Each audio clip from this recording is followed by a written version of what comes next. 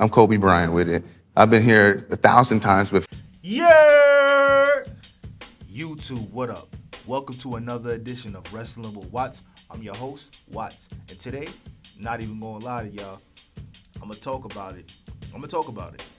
I'm here to wave the white flag and say that I was wrong about Ricochet. And I don't know if it was their plan all along or it just happened to happen this way, but I won't lie. Ricochet is making a believe out of me. I'm here to recant a good chunk of what I did say, because at the end of the day, I never really commented on when Ricochet went to AEW, and I never really did what everybody else did, which was, basically kind of come at his character, because at the end of the day, wrestling is a business. You're always going to want to go to the place that's going to serve your personal purpose and your professional purpose is more than one that wouldn't. I'm not the most.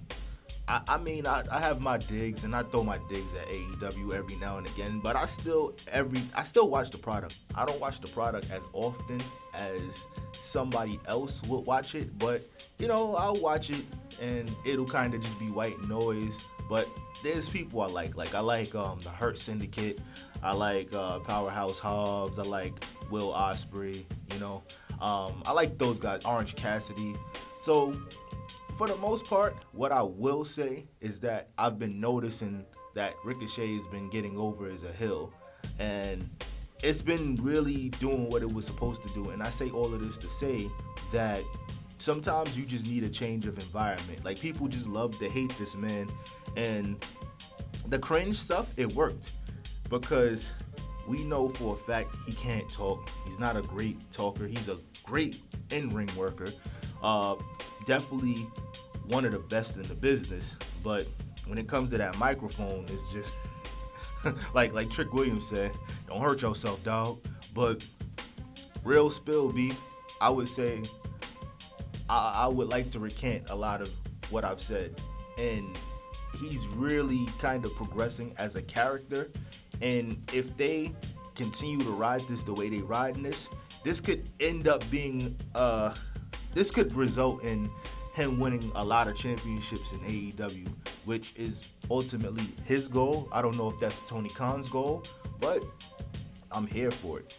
It's going to be cool to see what's going on. He gets the tissue thrown at him. And it's like almost as if he embraces it now. And I think he's in a feud with Swerve Strickland. And Swerve Strickland, his reputation, it speaks for itself. Great in-ring worker, great talker, great gimmick. This man, he's going to run AEW for the next 5 years, to be honest with you. And he's definitely going to win another AEW championship or 3.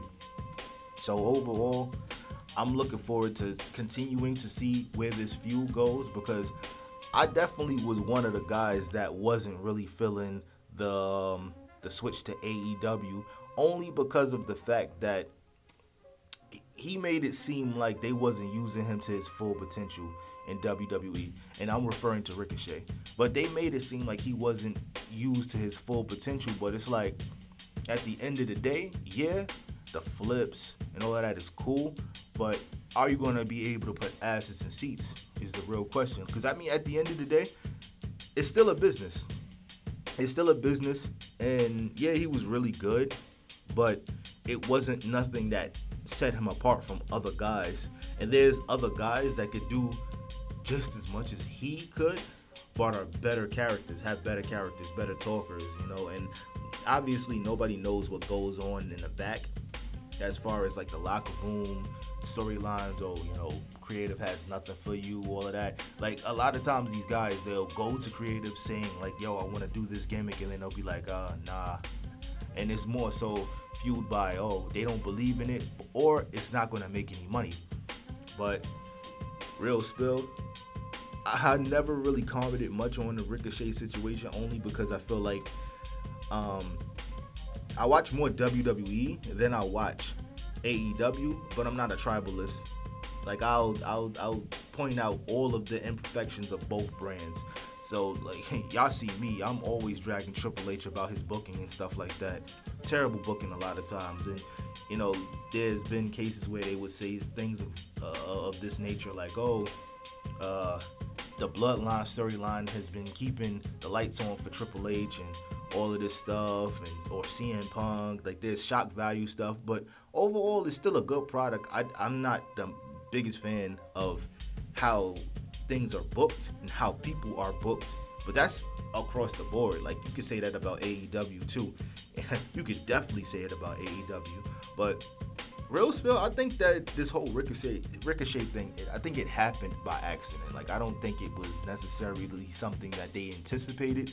It just worked, and they just kept going with it. Like the like and all of that, the cringe, it works, and he could definitely ride this into like possibly getting a babyface turn, because usually when you're a big hated heel, you become one of the biggest baby faces, i.e. Roman Reigns, like, you know, and things of that nature. So, or this also, his gimmick kind of, and I'm in no way, shape, or form comparing one to the other, but it reminds me of the Alliance Stone Cold Steve Austin when he would just come out and just whine and complain about shit.